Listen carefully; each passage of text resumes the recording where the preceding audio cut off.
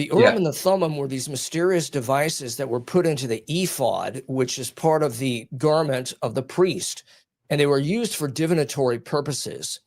We talked last time about the occultism in Leviticus. This is another instance of occultism. The Bible never gives a clear enough description of the Urim and the Thummim for us to know exactly what the Urim and Thummim were. Some people speculate they were kind of like dice, or some people speculate that they were stones and they lit up for yes, or they went dim for no. In other words, it was a type of oracular thing. You could ask it a yes-no question. We don't know.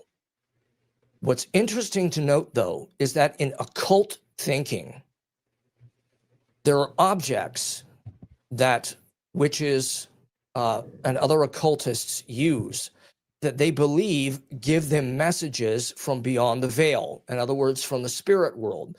The spirit world contacts the human world by means of physical objects. That is an occult idea. That's an idea that's all over the place in witchcraft, Satanism, etc. It's appearing here in Leviticus. And my opinion on this is the Jews, the Hebrews, the ancient Hebrews at this point are still pagan in their mindset.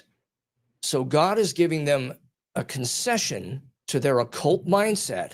He's allowing them to have a physical object that they can use as an oracle.